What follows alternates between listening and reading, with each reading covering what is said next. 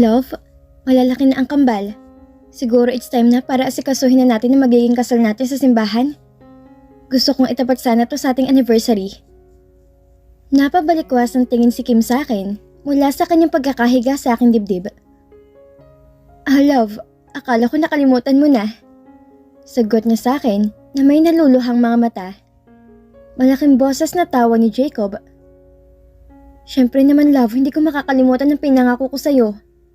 Hinintay ko lang ang tamang pagkakataon para naman nakakalakad ang kambal sa araw ng ating kasal. Nakangiting sagot ko sa kanya. Muli kong hinalikan ang kanyang noo.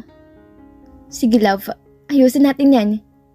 Kung dito tayo sa Cebu ikakasal, invite ko mga friend ko sa Muzon. Excited na sabi ni Kim sa akin. Okay love, simulan mo nang asikasuhin kung anong gusto mong masusunod.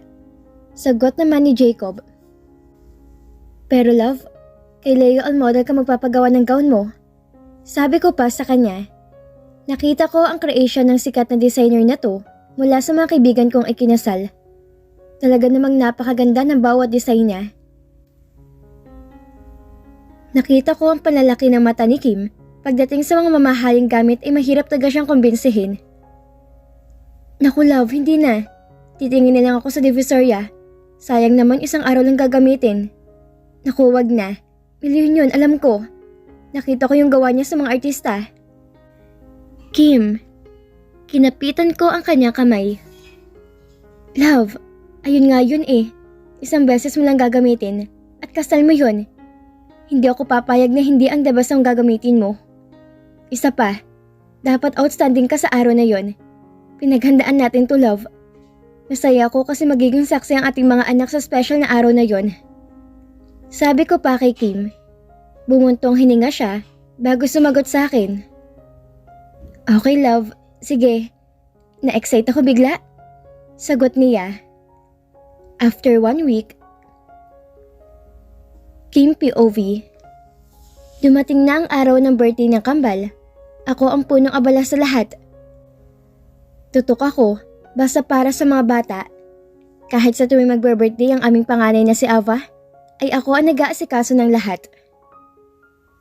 Ate, yung videographer po dumating na din. Sabi ni Manang sa akin habang chinecheck ko ang design na ginawa ng event coordinator. Speechless ako sa ganda na ginawa nilang disenyo. Dahil sa babae at lalaki ang aming kambal, ay naisipan namin gawing kalahati ay more on pink at ang panibagong kalahati ay kulay blue naman. Ang motif na hiniling namin sa mga guests na kanilang susuptin ay formal clothes na kulay puti. Sige po Manang, marami pong salamat. Sagot ko naman. Sinalubong ko na din ang team ng mga videographer na aming kinuha para mag-capture ng memories ng kambal. Ayokong gumagastos ng mahal para sa aking sarili, pero pagdating sa mga anak ko, lahat ay kaya kong ibigay. Sa loob ng reception hall ay nakahilera na din ang mga sorbetes, cotton candy, candies, popcorn, donuts, kasama ng catering. Isa-isa na ding nagsidatingan ang mga bisita. Inimbitahan ko din ang mga kapitbahay namin sa Muzon. Anak, sige na. Ako na bahala dito. Pumunta ka na sa harapan para masalubong mo mga bisita. Wika ni Mami Aurora. Tumulong din si Mami Samantha na mag-check. Excited din to dahil magmula ng isilang ang kambal ay ito pa lang ang unang beses na nag-birthday to sa Pinas. Natataon kasing abala kami ni Jacob sa pag-aasikaso ng aming negosyo. Kaya sa ibang bansa namin napapaghanda ang mga bata.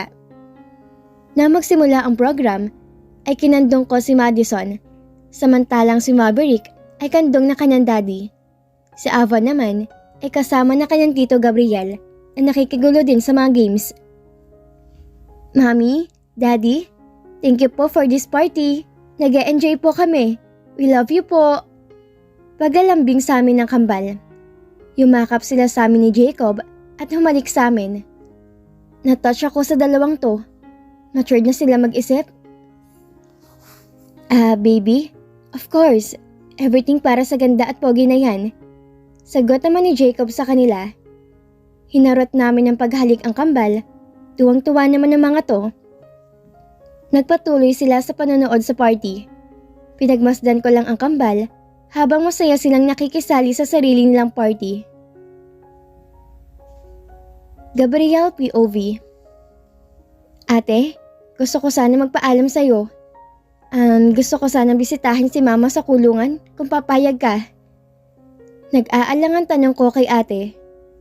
Seryoso ang mukha ni Ate Kim na nakatingin sa akin. Kasi ate, gusto ko malaman kay mama kung sino ba talaga yung tatay ko.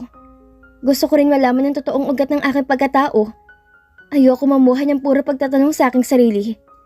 Gusto ko makita ang totoong tatay ko at tanungin siya kung bakit hindi niya ako nagawang hanapin. Dire-diretso kong sabi kay ate. Walang problema, Gabriel. Hindi naman ako tututol, karapatan mo yan bilang tao. Saka para din malaman mo kung sino talagang tatay mo.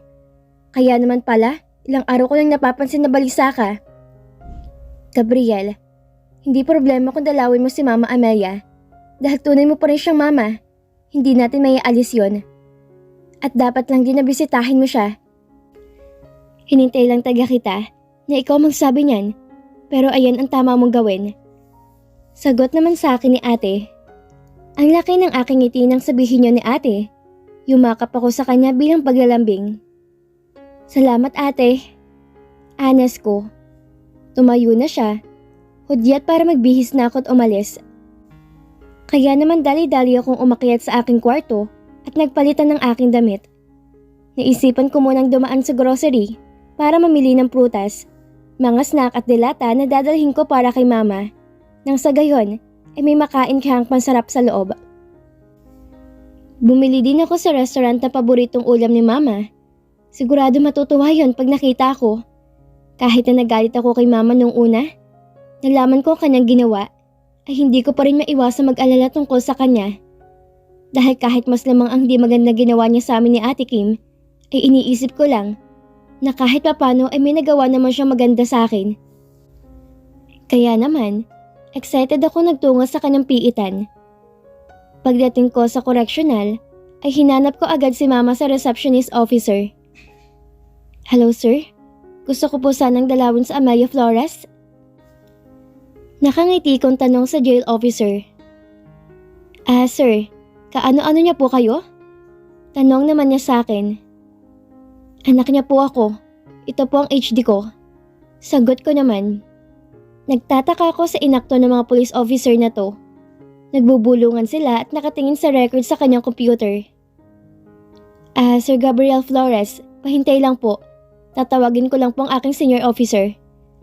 Sagot niya sa akin na lalong pinagtakahan ko. Dadalaw lang naman ako. Bakit may senior officer nang nadamay? Makalipas ang ilang minuto, ay lumabas na ang pulis na may mataas na ranggo.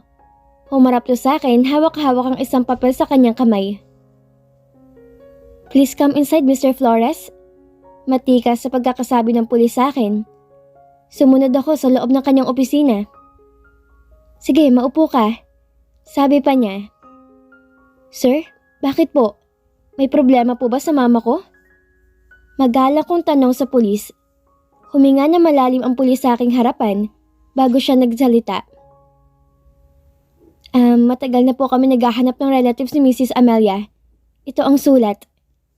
Inabot niya sa akin ng isang sulat. Noong nakaraang buwan lang ay pumanaw na siya. Kinuha ko ang sulat at binuksan to. Tumingin ako sa pulis at nagpatuloy ito sa kanyang sinabi. Para kung binagsakan ng langit at lupa. Paano ko pa malalaman ng tungkol sa tunay kong pagkatao? Nahirapan kaming i-trace kayo dahil sa iisa lang ang dineklara niyang kamag-anak niya at iyon ay si Nicole na hanggang ngayon ipinaghahanap pa din ng batas. Nagbigti si Miss Amelia ayon sa aming pag-iimbestiga sa kanyang mga kasamahan sa loob ng salda. Ang lagi daw inaangal ay ang hindi na pagdalaw sa kanya ng kanyang anak. Sumama ang loob nito sa kakahintay. Hanggang sa matagpuan na lang siya na nakabigti na sa kumot na ginawa niyang tali at hinang sa may poste sa CR. Ayon pa rin sa mga narinig namin sa kanyang makasamahan, bago to magpakamatay, ay umiiyak to palagi at pagsasabi nagsisisi siya sa nagawa kay Gabriel at Kim. Sa tuwing tatanungin naman siya kung sino ang mga yon, ay hindi na siya umiimik. Ipapakita ko sa inyo mamaya kung saan namin natagpuan na kanyang bangkay. Ito ang mga larawan. Nung araw na nakuha namin siya. Pinakita nito ang mga picture ni Mama na nakatali pa ang leeg, na nakalabas ang dila at nakadilat ang mata. Natagpuan namin ang sulat na iniwan niya sa ilalim ng kanyang unan. Ilang buwan pa lang kasi makalipat siya dito, kaya nahirapan kaming hanapin ang kanyang pamilya. Sabi ng pulis, nakatingin ako sa kanya at hindi makapagsalita. Kung handa na kayo, sir, ipapakita namin sa iyo ang lugar kung saan namin siya natagpuan. Tumango ako at nagtungo na kami. Pinakita niya sa akin ang eksaktong lugar kung saan nila na-recover ang bangkay ni Mama. Matapos noon, ay binigay na sa akin ng pulis ang mga gamit na naiwan ni Mama. Umalis ako nakatulala, kapit ang mga gamit ni Mama, pati na ang sulat na kanyang iniwan. Pag-upo ko sa driver seat, ay napaluha ako. Binuklat ko ang sulat at binasa to. Dear Gabriel, Anak, pagpasensyahan mo na kung masyadong mahaba tong liham ko para sa'yo. Dahil marami akong gustong sabihin sa'yo. Alam ko marami ako naging kasalanan sa'yo, sa inyo ni Kim, at nais ko sana humingi ng tawad sa lahat ng nagawa ko sa inyo. Pakiusap, pasabi kay Sim sorry. Pasensya na dahil nabulag ako noon sa pag-iisip na aangat agad ang ating buhay nang dahil sa mga ginawa ko. Hindi ko inaakalang ganun pala kalaki ang magiging epekto nun sa buhay niyo. Pasensya na anak ha. Hindi naman intensyon ni Mama na baliwalain kita. Mahal kita kasi anak kita eh. Kaya lang sa tuwing ipapakita kong pagmamahal ko sa'yo, kami naman ng papa mo ang nag-aaway. Dahil paulit-ulit niya pinamumukha sa akin na kasalanang nagawa ko, nang dahil na din sa pagdidikta niya. Sinisisi ako palagi ng papa mo kung bakit ka nabuo ng tuluyan. Alam ko naman na magpasa hanggang ngayon ay masama pa rin ang loob niyo ni Kim sa akin. At hindi ko kayo masisisi kung bakit ganun ang naramdaman niyo para sa akin. Naiintindihan ko kayo, sa maniwala kayo o sa hindi. Hindi ako pinapatulog ng aking konsensya. Anak, madami ako naging pagkukulang sa'yo at aminado ako doon. Pasensya na kung sinikulang ang lagi nabibigyan ko ng atensyon at lumalaki kayo. Hindi ko din naman kasi masisisi ang papa mo dahil sa pagiging ganid ko sa pera ay nakipagrelasyon ako sa isang Arabong negosyante. Ang usapan namin ng papa mo ay magpapanggap lang akong buntis at uuwi na ng Pinas. Ngunit nahulog na din ang loob ko sa tunay mong ama dahil sa mabait ito sa akin. Lahat inabibigay niya sa akin, pati ang pagmamahal at atensyon na kahit na kailan ay hindi na ibigay ng papa mo. Hindi ko na sinisisi ang papa mo, pero isa siya sa naging rason kung bakit ko nagawa makipagrelasyon sa iba. Dahil siya mismo ang nagboryo sa akin ng dahil sa hirap ng buhay natin. Napasandal ako sa aking kinauupuan habang patuloy kong binabasa ang liham ni Mama. Pakiramdam ko ay maluluha na ako. Sana mapatawad niyo ako. Hindi man ngayon, pero sana dumating ang araw na yon. Lingid sa inyong kaalaman, gabi-gabi ako umiiyak na kahit na anong tapang at ingay ng bunganga ko. Sa tuwing niyayaw-yawan kita, ay nasasaktan ako noon. Pero pinili kong saktan ka kasi masaktan si papa mo. Ang tanga-tanga ko, no? Oo nga pala. Nabalitaan ko din na big time ka na ngayon. Sa Italy ah. Anak, ayokong sa kahuli-hulihan ipagdamot ko sa iyo ang pormasyon tungkol sa tunay mong ama. Karapatan mo yon. Kung nais mong puntahan o makita ang ama mo. Ang pangalan niya ay Abdullah Razak Al-Rashidi. Sa huling pagkakaalam ko, ang contact number na ginagamit namin para makapag-usap. Hindi ko lang alam anak kung hindi siya nagpapalit ng kanyang numero. Pagmula nang malaman niyang tungkol sa ginawa ko kay Kim, ay hininto na din niyang pagpapadala sa akin. Sana ay makausap po yung iyong ama. Isang lokal na Kuwaiti businessman ang iyong ama. Oo nga pala Gabriel. Nakasabi kay Aurora. Sorry sa lahat na nagawa ko sa kanya. Tinuring ko taga siyang kaibigan. Kaya lang ay kinailangan kong kuhanin si Kim.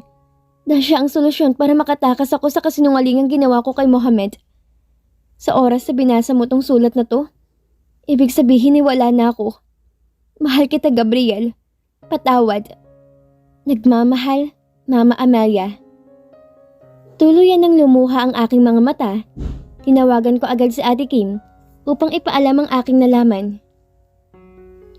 Oh, Gabriel, kamusta ang pagbisita mo kay Mama Amelia? Tanong ni ate sa akin. Ilang segundo ako natigilan bago ako nasakasagot sa kanya. Ate, wala na si Mama. Sagot ko naman sa kanya. Paano nangyari yon? Nagtatakang tanong niya. Nagpakamatay siya sa sobrang depression. Isasend ko sa yung sulat na ginawa niya bago siya mamatay. Sagot ko naman. Gabriel, umuwi ka na muna dito sa bahay. Dito na natin pag-usapan yan. Nag-aalalang sabi ni ate. Oo ate, pauwi na din ako. O siya, mag-iingat ka. Matapos noon, ay binaba ko na din ang tawag. Bumalik na ako sa mansyon nila Kuya Jacob. Nadatnan ko silang lahat na nasa sala at naghihintay sa akin. Kasama nila sila Tita Samantha at Tita Aurora. Malungkot ang mga mukha nila na nakikirami sa akin. Sorry Gabriel for your loss. Isa-isang sila lumapit sa akin para i-comfort ako. Pinakita ko din sa kanila ang sulat na iniwan ni Mama. Binasa nila to. Nakita kong biglang tumayo si Tita Aurora at napaluha. Mabait naman yung si Amelia. Kaya lang sobrang ambisyoso niya kaya ayan. Ang ganda-ganda ng mga oportunidad na binigay namin sa kanya para maging maayos ang buhay niya. Pero mas gusto niya pa ng easy money. Hindi na sana kami umabot sa ganito. Malungkot na sabi ni Tita Aurora. Inalo naman to ni Ate Kim. Mami, it's not your fault. Hinihima si Ate Kim ang likod ni Tita Aurora. Hindi mo naman kasalanan ng mga nangyari.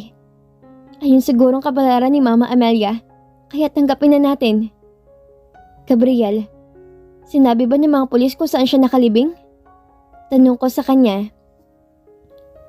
Oo ate, sinilip ko yun pero gusto ko siyang ilipat ng himlayan para kahit sa huling pagkakataon ay maging maayos naman siya. Sabi ni Gabriel. Sige Gabriel, gawin mo kung ano makakapagpaluwag sa dibdib mo. Kahit ano nagawa ni Mama Amelia, nanay mo pa rin siya. Kung kailangan mo ng tulong, nandito lang kaming lahat para sa'yo. Sabi pa rin ni ate.